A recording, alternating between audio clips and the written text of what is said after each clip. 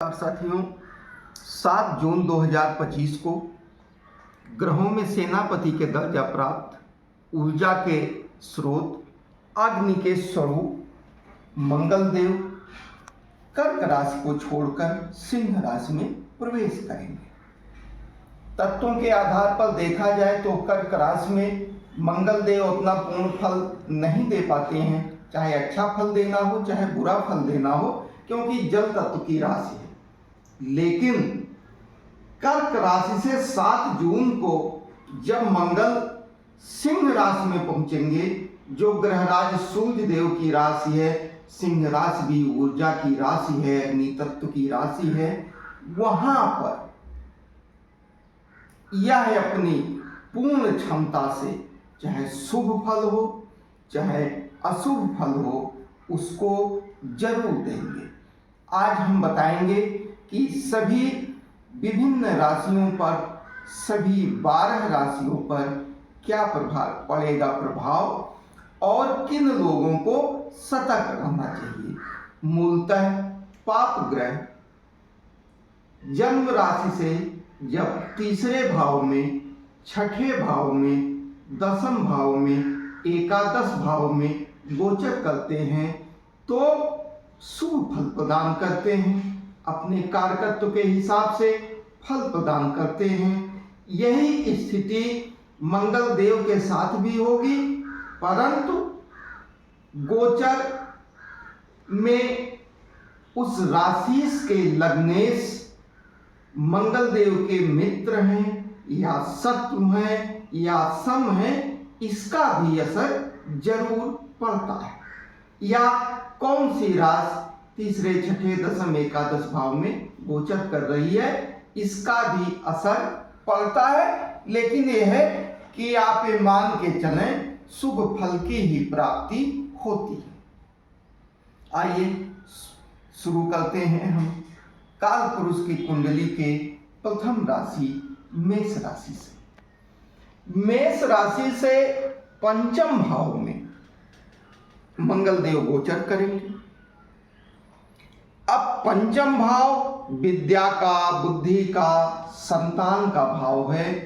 इन कारकों पर जरूर प्रभाव होगा। मेष राशि के लोग इन भावों को जरूर लेके जागरूक रहें, क्योंकि केतु देव पहले से ही सिंह राशि में मौजूद हैं। मंगल देव पर राहु देव की सीधी दृष्टि भी पड़ेगी। इन दो विशेषताओं के साथ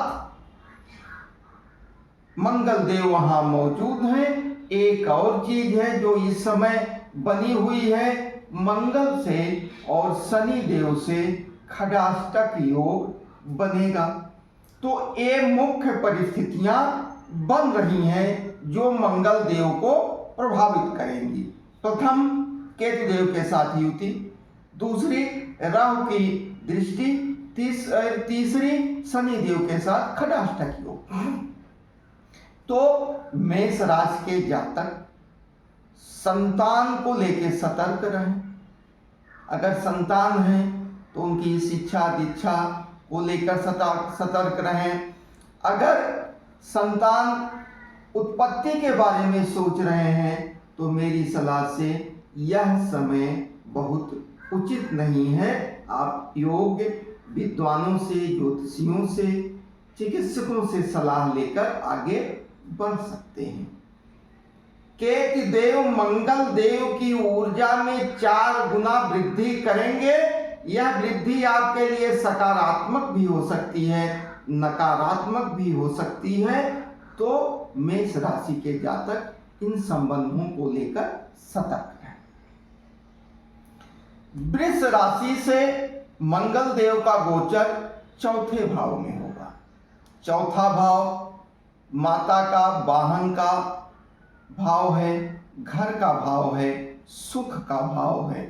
तो निश्चित रूप से इन सब पर प्रभाव पड़ेगा। आप भूमि भवन को लेकर किसी भी तरह के विवाद से बचें और माता के स्वास्थ्य को ध्यान में रखें, उनके स्वास्थ्य का ख्याल करें तो मंगल का गोचर आपके लिए शुभ होगा। मिथुन राशि के लिए यह गोचर तीसरे भाव में होगा। तीसरा भाव पराक्रम का भाव है, तीसरा भाव छोटे भाइयों का भाव है। तीसरे भाव में मंगल शुभ फल प्रदान करते हैं, जातक के साहस को बढ़ाने का कार्य करते हैं, छोटे भाइयों और छोटे भाई जैसे लोगों से सहयोग दिलाने का कार्य करते हैं। तो मिथुन लग्न के जातकों के लिए यह गोचर शुभ फल प्रदान करेगा, क्योंकि मंगल देव उनकी साहस में वृद्धि करेंगे। केतु देव वहां बैठकर उस ऊर्जा में 4 गुना की वृद्धि करेंगे। सलाह ये है अहंकार से बचें। सलाह ये भी है कोई भी दुस्साहस का कार्य ना करें। अपने साहस का, अपनी बढ़ी हुई ऊर्जा का सदुपयोग करें, दुरुपयोग ना करें। किसी पर अत्याचार न करें, किसी के ऊपर अन्याय ना करें। तो मंगल का गोचर शुभ फल देते हुए आगे भी आपके जीवन के सुगम रास्तों को प्रशस्त करेगा। इसी के साथ कर्क राशि से दूसरे भाव में गोचर होगा। दूसरे भाव में आपकी बाड़ी को, अचल संपत्ति को देखा जाता है, पैतृक संपत्ति को देखा जाता है। अगर पैतृक संपत्ति और अचल संपत्ति से लेके कोई मामले चल रहे हों तो आप उन पर सतर्कता बरतें, क्योंकि केतु 4 गुना वृद्धि करेंगे मंगल की ऊर्जा से। जो भाव अभी बैठे हुए थे, दूसरे तरह का फल दे रहे थे, वही भाव अब दूसरे तरह का फल देंगे। तो आप अपनी पैतृक संपत्ति को लेकर जरूर सतर्क रहें। अगर कुछ नुकसान होने के चांसेस बनते हैं तो आप वहां ससमय अपनी कुंडली योग्य ज्योतिषी को दिखा के मार्गदर्शन प्राप्त कर लें और वाद विवाद से बचें। सिंह राशि के लोगों के राशि में ही गोचर करेंगे मंगल देव। केतु देव पहले से मौजूद हैं। अब यहां हम सलाह देंगे कि आपको जीवन के प्रति, मानसिकता के प्रति नकारात्मक भावों से बचना होगा। नकारात्मक निर्णय लेने से बचने होंगे, क्योंकि केतु देव जहां बैठते हैं उस घर से, उस भाव से, उस भाव के कारक तत्वों से आपको विरक्त करने का कार्य करते हैं। आपको हर चीज में अरुचि हो सकती है, हर व्यक्ति से दूर हो सकते हैं। अगर आपने ख्याल नहीं रखा, आप अवसाद के शिकार हो सकते हैं। इन सब से बचने के लिए मंगल की ऊर्जा का सदुपयोग करिए। यहाँ आपको सबसे ज्यादा अपने क्रोध पर नियंत्रण करना है। अगर आप हाई बीपी की रोगी हैं, अगर आप हार्ट पेशेंट हैं, तो निश्चित रूप से सिंह राशि के जातकों को हम सलाह देंगे क्रोध से दूरी बनावें, चिड़चिड़ेपन से दूरी बनावें और अपने हार्ट और बीपी का जरूर ख्याल करें, तो आपको कोई दिक्कत नहीं हो। इसी के साथ कन्या राशि के 12वें भाव में गोचर होगा। अब 12वां भाव बंधन का भाव है, अस्पताल का भाव है, जेल का भाव है, मुकदमे का भाव है। इन भावों से संबंधित अगर कुछ मामले जातक के चल रहे हैं तो जातक को बिल्कुल सतर्क हो जाना चाहिए। इस तरह की परिस्थितियां उसके सामने आ सकती हैं। यहाँ भी हम सलाह देंगे क्रोध बिल्कुल ना करें, दुस्साहस बिल्कुल ना करें, कोई भी अनैतिक कार्य ना करें, अग्नि और असलहे से दूरी बनाए रखें, वाहन का प्रयोग सावधानी के साथ करें, तो निश्चित रूप से आपका रास्ता सुगम। इसी के साथ तुला राशि के 11वें भाव में गोचर होगा। तुला राशि के लोगों के लिए प्रसन्नता का विषय हो सकता है। बड़े भाई जैसे लोगों से सहयोग मिलेगा। नियमित आमदनी के रास्ते खुलेंगे। शत्रु या शत्रुवत व्यवहार करने वाले लोग पीछे हटेंगे। आपकी आमदनी में वृद्धि होगी, आय के स्रोतों में वृद्धि होगी। तो निश्चित रूप से मिल रहे इन लाभों का उपयोग करके अपने जीवन को सफल बनाएं। इसी के साथ वृश्चिक राशि के लोगों के लिए मंगल देव का यह गोचर 10वें भाव में होगा। 10वां भाव कर्म क्षेत्र का भाव है, 10वां भाव पिता का भाव है। तो निश्चित रूप से आपके पिता के प्रभाव में वृद्धि होगी। आप अपने कार्यों को 4 गुना ताकत से कर पाएंगे। कार्यस्थल पर आपके यश प्रतिष्ठा की वृद्धि होगी। अहंकार और क्रोध से दूरी बनाए रखें और अपने सहकर्मियों के साथ उचित व्यवहार बनाए रखेंगे। लड़ाई झगड़ा नहीं करेंगे, वाद विवाद से दूरी बनाएंगे। तो निश्चित रूप से यह गोचर आपके लिए लाभप्रद होगा। धनु राशि के जातकों के लिए यह गोचर 9वें भाव में होगा। 9वां भाव धर्म का भाव है। 9वां भाव यात्राओं का, धार्मिक यात्राओं का भाव है। आपकी धार्मिक यात्राएं बढ़ सकती हैं। आप धर्म के तरफ उन्मुख हो सकते हैं। भौतिकता की जगह पर आप में आध्यात्मिकता की वृद्धि हो सकती है, क्योंकि केतु मौजूद है। तो केतु अरुचि के साथ साथ विरक्ति देते, तो मंगल वहां मौजूद होके इस पवित्र भाव में अपने कारकत्व का निश्चित रूप से प्रदर्शन करेंगे। आपकी आध्यात्मिकता बढ़ेगी। इसी के साथ मकर राशि के जातकों के लिए यह गोचर 8वें भाव में होगा। 8वां भाव मृत्यु का भाव है। 8वां भाव आकस्मिक लाभ का भाव है। 8वां भाव आध्यात्मिक साधना का भाव है। 8वां भाव गूढ़ रहस्यों का भाव है। 8वां भाव गुप्त विद्या का भाव है। 8वां भाव आकस्मिक लाभ और हानि का भाव है।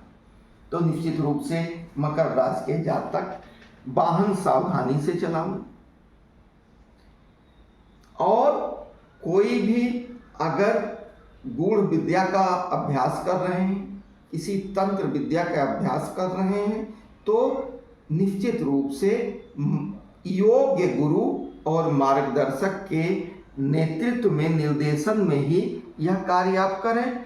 और आकस्मिक लाभ या हानि, अचानक होने वाली घटनाएं, इन सबको ध्यान में रखते हुए अपने जीवन को आगे बढ़ावें। इसकी संभावना, जिन बिंदुओं की संभावना हमने बताया है, मकर राशि के जीवन में ऐसे कारण आ सकते हैं। तो इन बिंदुओं को हमेशा आप ध्यान में रखें। जैसे कि आप कहीं बहुत ज़्यादा इन्वेस्ट न करें, बहुत ज़्यादा पूंजी न लगावें, कोई शॉर्टकट ना अपनावें, कोई गलत रास्ता आकस्मिक लाभ के लिए ना चुनें।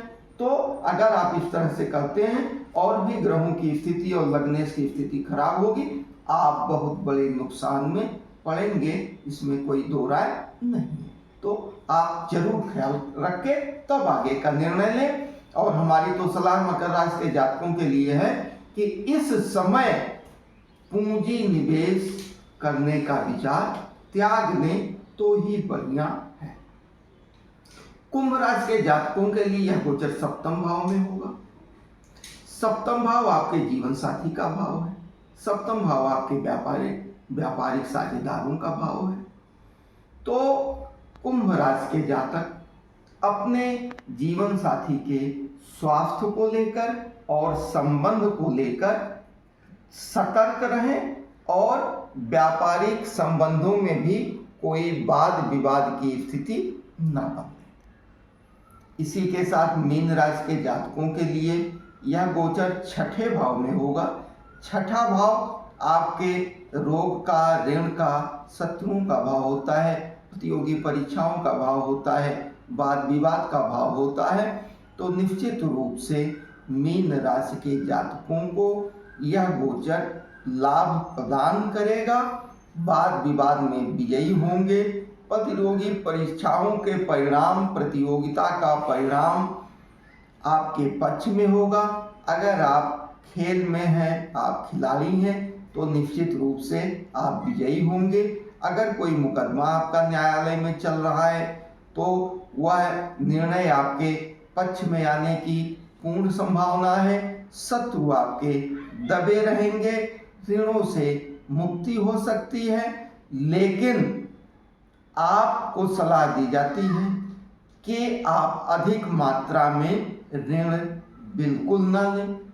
आप अपनी दुश्मनी को अपने कार्यों से बढ़ावें ना, इनको कम करने की कोशिश करें, नहीं तो ये भविष्य में आपके लिए नुकसानदायक साबित हो सकता है। बाकी यह गोचर आपके लिए लाभप्रद होगा। इसी के साथ मेष राशि का हमने आपको बता दिया है। तो ये सभी 12 राशियों के लोगों को हमने किसको सतर्क रहना है, किसको लाभ होगा, ये हमने बता दिया है। मंगल ऊर्जा के प्रतीक होते हैं। मंगल हमारे शरीर में खून को नियंत्रित करते हैं। हम गोचर में जिनको भी जैसे बताया है, चमड़े से संबंधित जिनको रोग हैं, जिनको हार्ट से संबंधित रोग हैं, जो ब्लड प्रेशर के रोगी हैं, जिनको खून संबंधी बीमारियां हैं, उन जातकों को सतर्क रहने की जरूरत है। बराबर दवा खाने की जरूरत है। वाद विवाद क्रोध नहीं करने की जरूरत है। और अगर लग्नेश आपके राशि के मित्रवत हैं तो अच्छी चीज निकल के आती है। अगर लग्नेश मंगल ग्रह के मित्र हैं या स्वयं मेष या वृश्चिक लग्न है तो अशुभ फलों में कमी होगी, शुभ फलों में वृद्धि होगी। मंगल देव को प्रसन्न करने के लिए आप हनुमान जी की आराधना करिए तो मंगल देव प्रसन्न होते हैं। और जिनकी मंगल की दशा और अंतर्दशा चल रही है, उनको नियमित रूप से मंगल देव की आराधना, उनकी प्रसन्नता और उनकी कृपा प्राप्त करने के लिए करनी चाहिए। नियमित आराधना के लिए कुछ मंत्र हम आपको बता दे रहे हैं। अगर आप नियमित पूजा में प्रयोग करते हैं तो निश्चित रूप से आपको लाभ मिलेगा। शुभ फलों में वृद्धि होगी, अशुभ फलों में न्यूनता आएगी।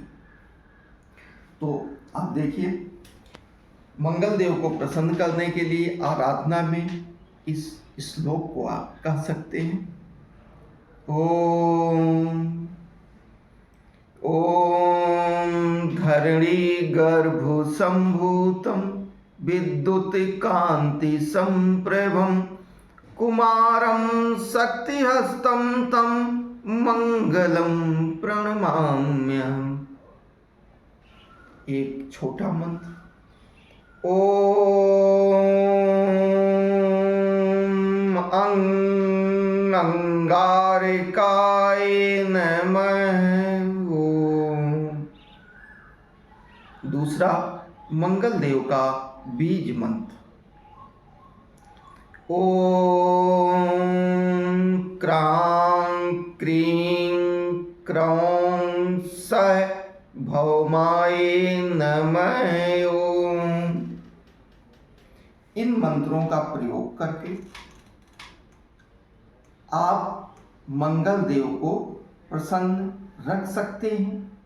अगर मंगल देव कुंडली में बहुत खराब स्थान पर बैठे हों और लगने से शत्रुवत हो तो रक्तदान एक महत्वपूर्ण चीज निकल के आती है कि मंगल से पीड़ित व्यक्तियों को रक्तदान जरूर करना चाहिए, बहुत लाभ मिलता है। लेकिन आप अपनी कुंडली को किसी योग्य ज्योतिषी को दिखा करके ही इस विषय में निर्णय लें।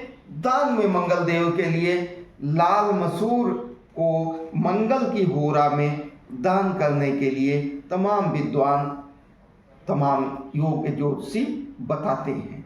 तो निश्चित रूप से इस गोचर का आपके ऊपर अच्छा असर पड़े, इसलिए उचित मार्गदर्शन में आप इस गोचर के समय को पूरा करें। अगर हमारे कंटेंट अच्छे लगते हों तो आप हमारे चैनल को सब्सक्राइब करके आगे भी हमसे इस तरह की तमाम जानकारियों को प्राप्त कर सकते हैं।